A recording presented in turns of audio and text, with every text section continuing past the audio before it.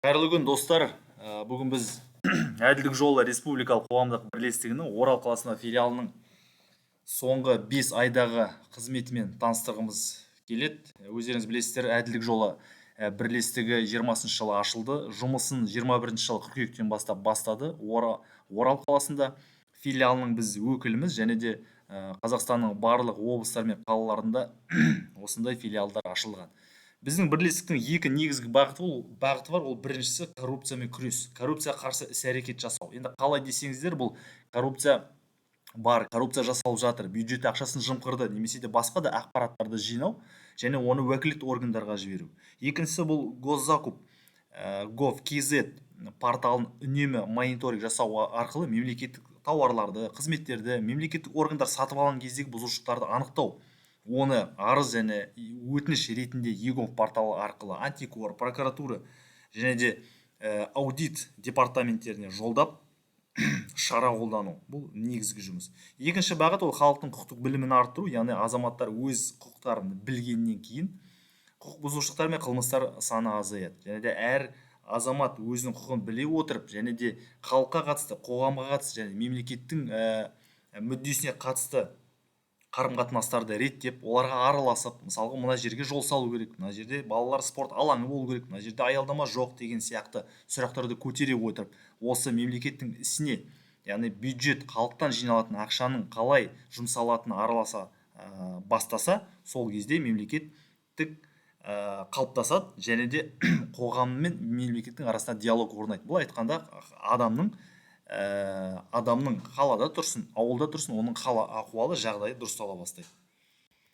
Енді өте қысқаша айтып өтетін болсақ, осы 5 айдың ішінде біздің мониторинг нәтижесінде 17 әкімшілік іс органдармен және сотпен қозғалды. 14 лауазымды тұлғаға қатысты істермен 4 миллион 600 мыңнан аса әкімшілік айыппұл салынды. Яғни бір айына 1 миллион теңгедей әкімшілік айыппұлмен бюджетті біз толтырып отырмыз. Енді бұл жерде баптармен қанша адам тартылғаны келтірілген, және мына келесі беттерде қандай мемлекеттік орган бұзушылықты жіберген, оның басшысы кім, қандай сомаға заңсыз бұзушылыққа барды, не үшін жасады, және де қандай айыппұл көлемін жазасын алды. Бұлардың барлығы міне тізімде көрсетілген.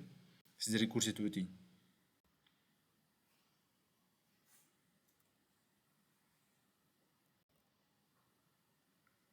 Егер сіздерге қызық болса, бұл жерге мына қай баппен тартылғанын кіріп өздеріңіз кодекстен қарауларыңызға болады. Өздеріңіз көріп отырғандай, мемлекеттік сатып алу заңының бұзған үшін де айыппұлдардың саны өте аз емес. Олар 300 мың теңгеге салынады. Әрине, және де кейбір жағдайда мемлекеттік лауазымды тұлғалар оны 7 күннің ішінде төлегенде оларға жеңілдік беріліп, ол 153 мың теңгесін төлейді.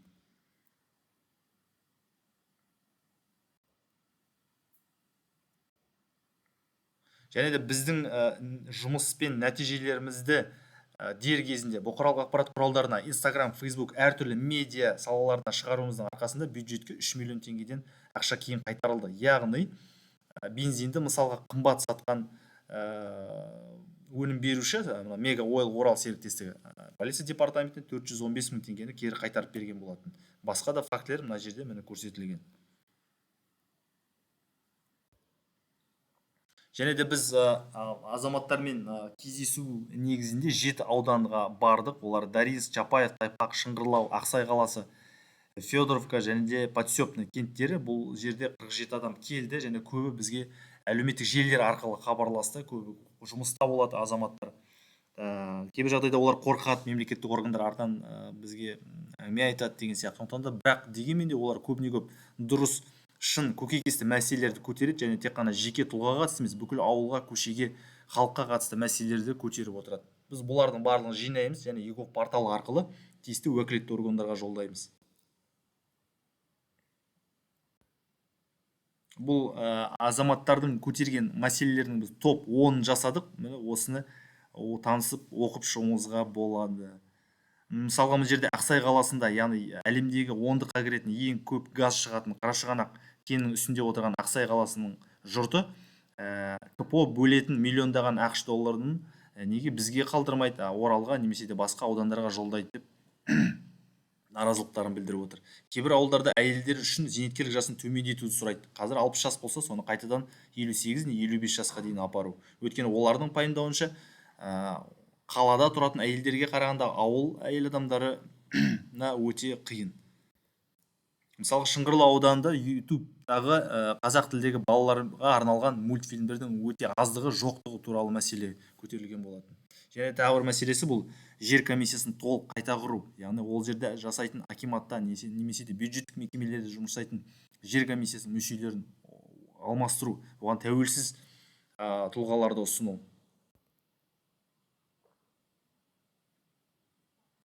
Азаматтар хабарласқан, арыз жазған, келген, айтқан мәселелерді біз тиісті уәкілетті органдарға жолдап отырамыз.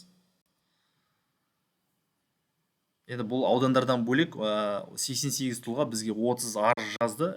Негіз бұл жерде бір лайфхак, әр адам бір арыз жазу керек. Көбіне адамдар 30 адам қол қояды да, мысалы бір көшенің мәселесін айту үшін бір арызға қол қояды. Ол бір арыз болып есептеледі, мысалы мемлекеттік органда, мысалы акиматта. Дұрысы 30 адам 30 жерден 30 арыз жазып, оны 30-ында да бір мәселені қойса, мысалға Светлая көшесін асфальттау туралы, сол кезде тиісті нәтиже болады. Өйткені арыз көп болу керек. Арыз көп болу үшін адамдар әркім өз атынан жазуы тиіс.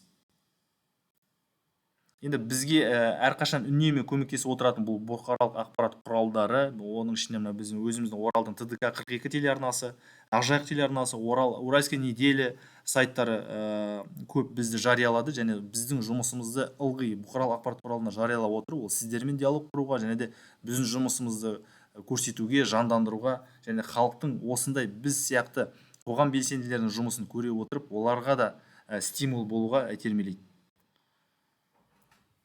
Енді мысалға біз былтыр Орал қаласында 2 жерге әрқайсысы 10 миллион теңге тұратын 20 миллионға жыл аялдамаларды салу туралы пост шығарған болатынбыз, олар тексерген болатынбыз. Ол өте көп адамдар оқыды, видеосын қарады, және де республикалық сайттар оны өздерінде жариялаған болатын.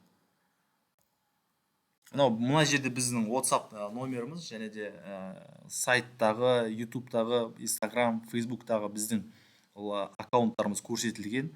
Мынау QR мен біздің әлеуметтік желілерге бірден тікелей сілтеме бар, және Орал қаласындағы осындай адресіміз 2 GIS арқылы көрсетілген. Сондықтан да, құрметті достар, азаматтар, егер сіздерде болса коррупция қарсы мәселеңіз, мәліметіңіз болса, ауылдың немесе қаланың бір абаттандыру бойынша немесе басқа да сұрақтарға қатысты сұрақтарды көтергіңіз келсе, немесе бізбен хабарласып, бізден үйреніп, госзакуп сайтын өзім тексерем, және өзім жеке тексеріп, оларды аудитқа, прокурорға жолдап, осындай жұмысты белсене волонтер ретінде атқарам десеңіздер, біздерге хабарласыңыздар, біз сіздерді үйретеміз, және де оның барлығы да тегін болады. Рахмет. Егерде сұрақтарыңыз болса, комментарий жазыңыздар, не хабарласыңыздар. Қай жері қызықтырса, сол бөлігінде тағы да біз видео түсіріп, осы жерге жүктейміз. Кездескенше аман сау болайық.